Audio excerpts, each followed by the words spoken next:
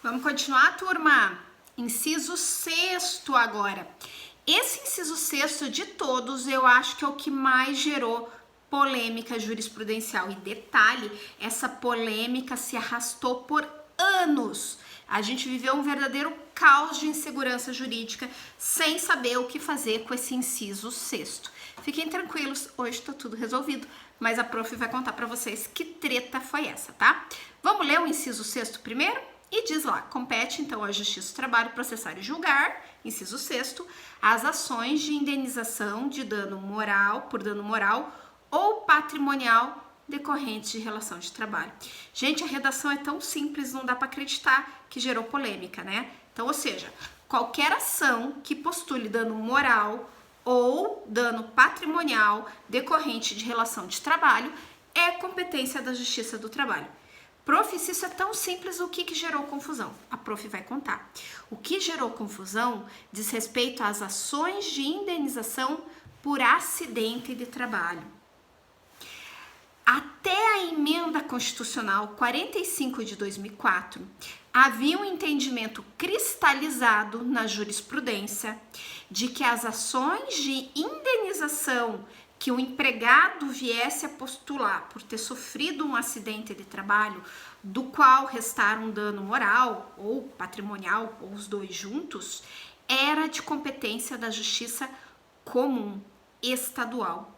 E pasme, a interpretação, ou melhor, a explicação para essa interpretação estava num artigo que nada tem a ver com a Justiça do Trabalho, que é o artigo 109, inciso 1º da Constituição Federal. Deem um pause aqui na prof e vão lá ler esse artigo 109, inciso 1º da Constituição.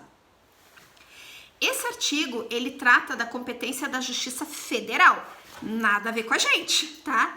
E diz o seguinte, que quando se tratar de ação que envolva a administração pública na União, ou suas autarquias, mas quando essa ação for oriunda, nesse inciso 1º diz, de falimentar, da Justiça do Trabalho ou de acidente de trabalho, a competência não é da Justiça Federal, é competência da Justiça Comum Estadual. E vejam, quando a gente lê de forma desavisada esse artigo 109, inciso 1º, a gente pode mesmo chegar à conclusão de que as ações que envolvam acidente de trabalho, tanto faz se é o empregador ou se é o INSS como parte envolvida, seriam de competência da Justiça Comum.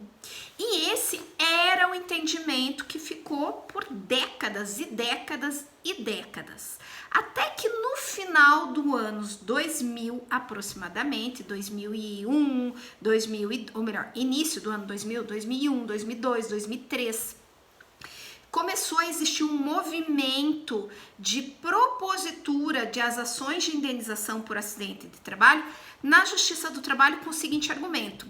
Veja, quando acontece um acidente de trabalho, esse acidente de trabalho pode gerar uma série de repercussões. O empregado pode ter direito à estabilidade, o empregado pode ter sido mandado embora sem essa estabilidade ter sido respeitada.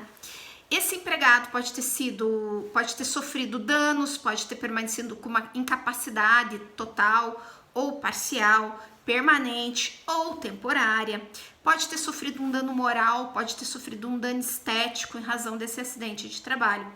E a justiça apta a julgar ações ou qualquer direitos decorrentes de acidente de trabalho é a Justiça do Trabalho. Não faz sentido a gente ter essa bipartição que a ação indenizatória fica no cível e o restante fica na Justiça do Trabalho. E esse movimento jurisprudencial ganhou corpo a ponto de, quando veio a emenda constitucional 45 de 2004, previu de forma ampla as ações de indenização como sendo competência da Justiça do Trabalho.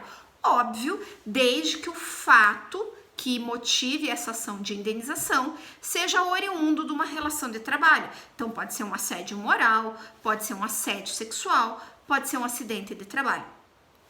Parecia óbvio, mas não foi assim que o Supremo Tribunal Federal entendeu. Poucos meses após essa emenda constitucional ter entrado em vigor. A emenda constitucional, ela é de dezembro de 2004.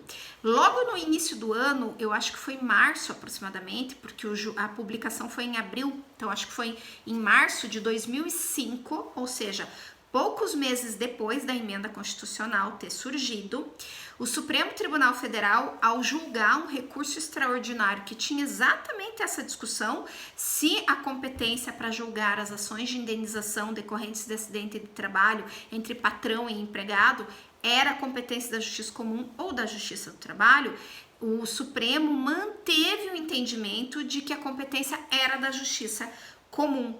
E aqui, porque fez uma confusão com esse artigo 109, inciso 1º, que a prof explicou, que na verdade está tratando de justiça federal, está pensando em ação previdenciária, não tem nada a ver com patrão e empregado, e acabou utilizando o focinho de porco como se fosse tomada. Pessoal, foi uma chuva de críticas desse julgado, dizendo que os ministros não sabiam ler o texto constitucional.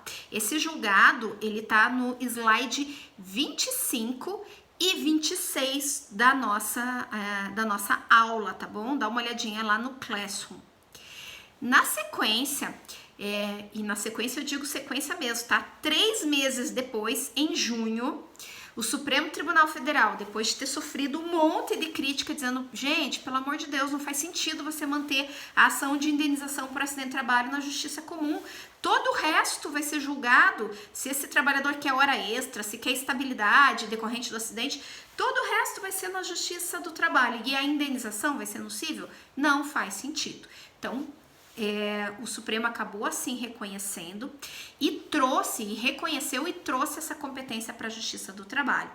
Só que esse reconhecimento foi feito através de um julgado histórico que nós vamos discutir no nosso meeting, tá? No nosso meeting ao vivo, que tá lá nos slides 27, 28, 29 seguintes. Ele é um julgado bastante grande, em que o Supremo reconhece, faz um meia-culpa e acaba tratando, por uma questão de política judiciária, ele modula os efeitos desse julgado, dizendo que só vale dali em diante, tá? Das decisões, ou melhor, dos processos que ainda não foram sentenciados depois da emenda constitucional 45 de 2004. Então, vai até o slide 31, o julgado, eu disse que é um julgado bastante longo, tá? Mas, resumo da ópera, o Supremo acabou reconhecendo e veio para a Justiça do Trabalho as ações que envolvam indenização por danos morais e materiais decorrentes de acidente de trabalho. Sobrou um ponto para discutir, que é no caso do falecimento do trabalhador nesse acidente de trabalho, tá? Se o trabalhador falece e quem está ajuizando a ação são os seus herdeiros, são os seus sucessores, voltamos a ter essa discussão, mesmo depois do julgamento do Supremo, porque o julgamento do Supremo dizia respeito à ação movida pelo empregado. Agora a gente está falando na ação movida por quem sobrou, pela viúva, pelo viúvo, pelo pai, pela mãe, seja por quem for. E de novo, nós tivemos essa discussão. Será que é um dano trabalhista e a competência da Justiça do Trabalho? Ou será que é um dano em ricochete e a competência seria da Justiça, seria um dano próprio e a competência seria da Justiça Comum? De novo, vamos nós lá pela briga entre Justiça Comum e Justiça do Trabalho.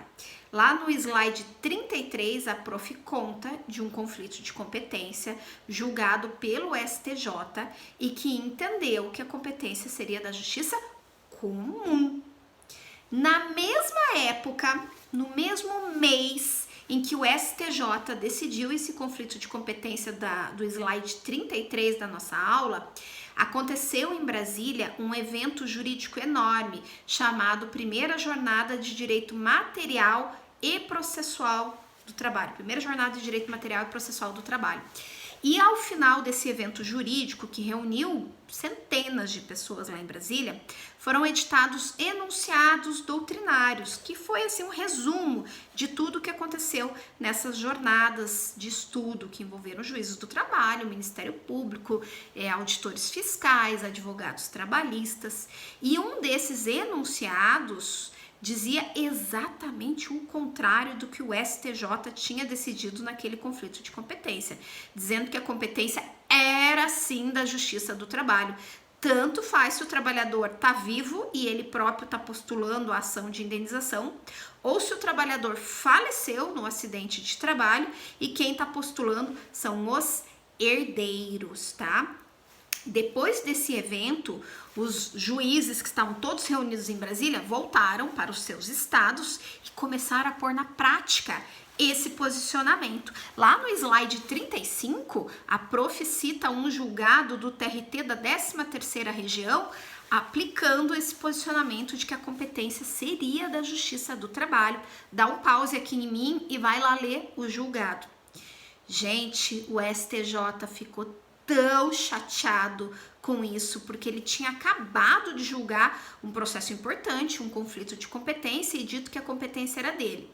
Aí a Justiça do Trabalho reúne todos os seus operadores e entende o contrário. E começa a fazer assim, ó, pro STJ.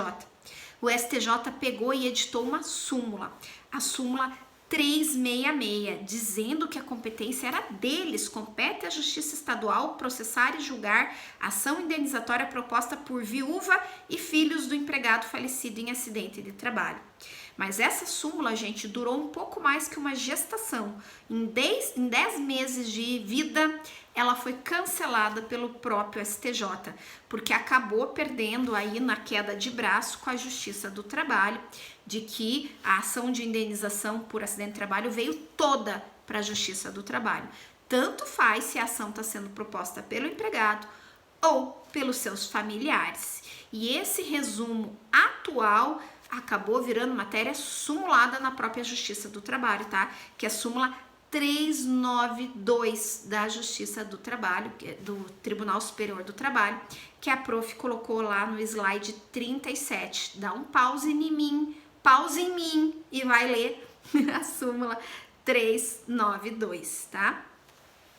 Aí a gente pensava que finalmente tinha acabado toda a discussão e acidente de trabalho é nosso.